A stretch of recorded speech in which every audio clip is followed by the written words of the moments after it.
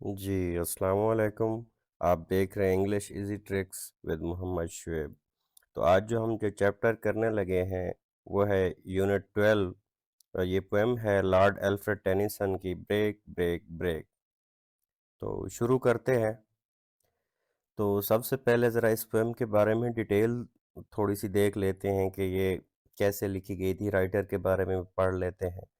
Poem की detail याद रखें कि ये 1834 में लिखी गई है, 1834 में लिखी गई है और फिर पब्लिश्ड कब हुई? 1834 में इन टेनिसन्स कलेक्शन ऑफ पोएम्स।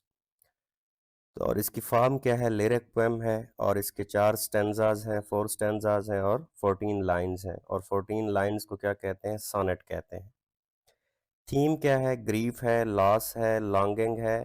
ठीक है, ग्रीफ गम को कहते हैं, लॉस नुकसान को कहते हैं, लॉन्गिंग किसी चीज़ से ताल्लुक़ रखना को, and passing of the time ये उसने अपने दोस्त के लिए लिखी है। ठीक है, आपका भी ऐसा ही एक्सपोज़र होगा। आप देख लें ज़िंदगी में अगर कोई ऐसा दोस्त जो आपको बहुत ज़्यादा करीब हो, अगर अल्लाह ना करे किसी की ज़िंदगी में ऐसा हुआ है कि उसका कोई ऐसा करीबी दोस्त बिछड़ा है, तो वो बहुत ज़्यादा फिर लॉन्गिंग भी फ़ील करता है, उसको लगता है कि मेरा दुनिया का सबसे बड़ा नुकसान भी यही हुआ है। तो इसी तरह ये जो लॉर्ड अल्फ्रेड टेनिसन था, इसका भी ये दोस्त इसके इतना करीब था कि इसकी डेथ के बाद ये इस तरह रहता था, गमगीन रहता था और फिर ये इसने पोएम भी उसी के लिए लिखी थी। अब कॉन्टेक्स्ट और इंस्पायरेशन इसकी ज़रा चेक करते हैं।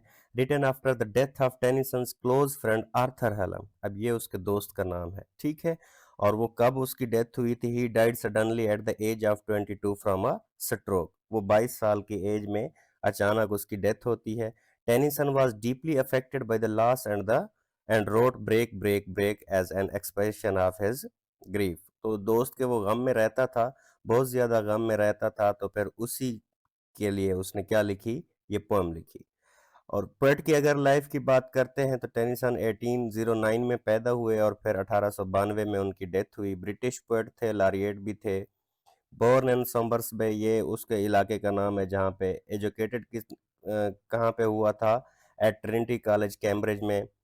Friend and mentor to the many notable Victorian writer के साथ उसकी फ्रेंडशिप थी। जाहिर सी बात है, शायरों की महफिलें शायरों के साथ ही लगती रहती हैं, ठीक है। Known for the work like in memoriam AHH, the charge of the light of the, ये उसके यूलिसेस, ये उसके काम हैं, ये उसके राइटअप्स हैं जिनकी वजह से उसको मशहूरी मिली है। फिर उसकी डेडिकेशंस हैं। The poem is attributed to the Arthur Hallam. अगर डेडिकेशन देखी जाए तो ये पोएम उसने अपने इस दोस्त को डेडिकेट की थी, ठीक है। की फैक्ट क्या है इसके बारे में? Break break break is one of the Tennyson's earliest and the most personal poem. जाहिर सी बात है, कुछ चीज़ें आप पब्लिक के लिए लिखते हैं और कुछ पर्सनल होती है।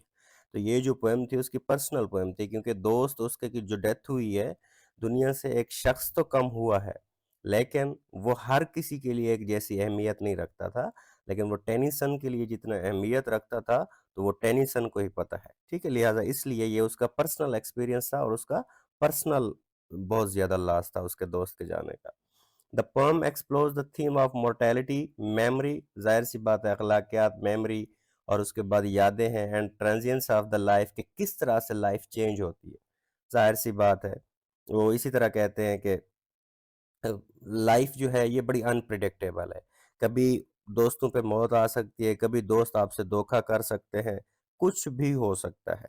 इसी तरह कहते हैं कि ये शहर तलिस्मात है, कुछ कह नहीं सकते, पहलू में खड़ा शख्स फरिश्ता है कि इब्लीस।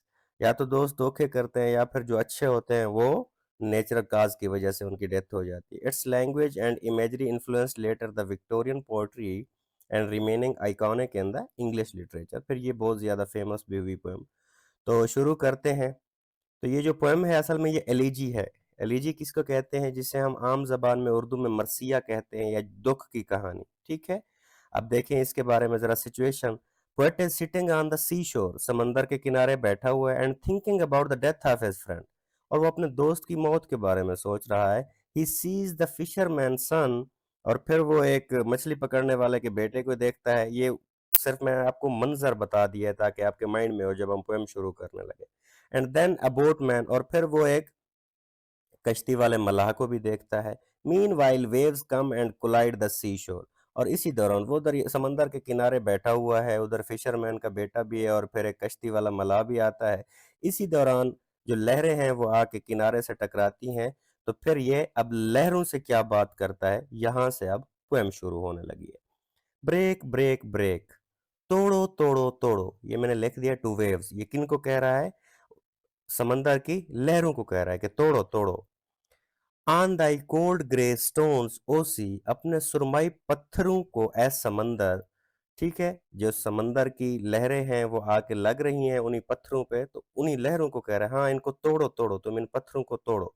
आपने भी शायद ऐसा कोई समंदर का किनारा शायद मूवीज वगैरह में देखा होगा, ठीक है, कि समंदर के किनारे पे पहाड़ शुरू हो रहा था या चट्टान शुरू हो रही, तो उसी तरह ये लग रही थी लहरें। And I would that my tongue could utter, मैं चाहता हूँ काश कि मेरी ज़बान बोल पाती। ठीक है, अकेला बैठा हुआ है और समंदर की लहरें आके पत्थर पे लग रही हैं और ये क्या कह रहा है? I would I would that my tongue could utter, कि मैं चाहता हूँ काश कि मेरी ज़बान बोल पाती। The thoughts that arise in me, मेरे अंदर पैदा होने वाले ख्यालात।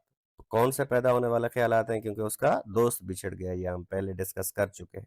अटर का मतलब होता है बोलना, स्पीक या से। ग्रे सुरमई कलर को कहते हैं एशन पेल डल और मर्की।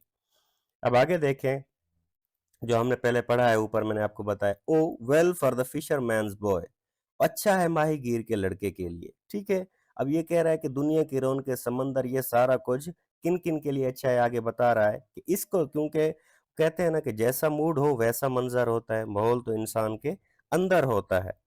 तो जब इंसान का अंदर परेशान है तो उसे दुनिया की रौनक के समंदर चले जाएं, आप उसे दुनिया के सबसे अच्छे कोने में ले जाएं, उसे वो दुनिया की रौनकें पसंद नहीं आएंगी। ठीक है, O well for the fisherman's boy, वो अच्छा माहीगीर के लड़के के लिए, that he shouts with the his sister at play, कि वो अपनी बहन के साथ खेलते हुए चीखे। अब वो बहन भाई खेल रहे हैं, जाहिर सी बात है बच्चे जब खेलते हैं तो चीखते चिल्लाते भी हैं, नारे भी लगाते हैं। ठीक है, तो कह रहे हैं ये सारी रौनकें इनके लिए अच्छी हैं, ये समंदर का किनारा। O well for the sailor lad, वो अच्छा, या फिर मलाह के लड़के के लिए, कि ठीक है, जो अपने बाप के साथ कश्ती पे आता है समंदर देखने के लिए, या फिर वो जो फिशरमैन के बच्चे आते हैं कि अब्बा मछलियां पकड़ेगा, वो साथ चले आते हैं खेलते हैं, ये इनके लिए तो अच्छा है। That he sings on his boat on the bay, कि वो खलीज पर अपनी कश्ती में गाता है। ठीक है, तो खलीज किसको कहते हैं? जब किनारे पे, समंदर के किनारे को क्या कहते हैं? खलीज। ठीक है, कि ये इन लोगों के लिए तो ये समंदर अच्छा है। आगे देखें, and the stately ships go on, और जहां बहुत बड़े शानदार जहाज चलते हैं, to their heaven under the hill. Heaven वैसे तो जन्नत को कहते हैं, लेकिन यहाँ पे इसका मतलब ये, यहाँ पे वो हेवन भी नहीं लिखा हुआ, ई नहीं है इसका, यहाँ पे पोर्ट होगा जिसे हम बंदरगाह कहते हैं या पनाह कहते हैं। ठीक है, to their heaven under the hill, जहां पे बहुत बड़े शानदार जहाज चलते हैं पहाड़ी के नीचे उनकी पनाहगाह तक।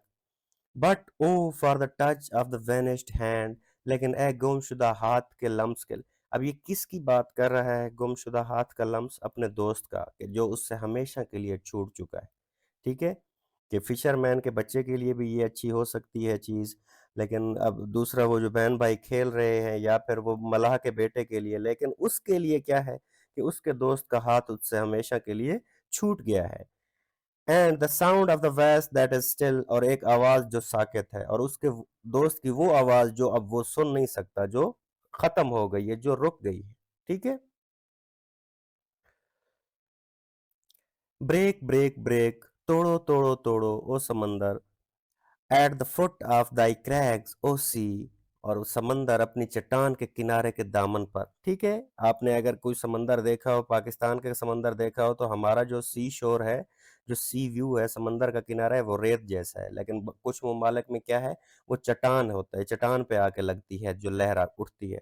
But the tender the grace of the day that is dead, लेकिन वो खूबसूरत वक्त जो चला गया, कौन सा वक्त? जो अपने दोस्त के साथ वक्त गुजारता था, will never come back to me, और वो कभी वापस नहीं आएगा, ये हकीकत है।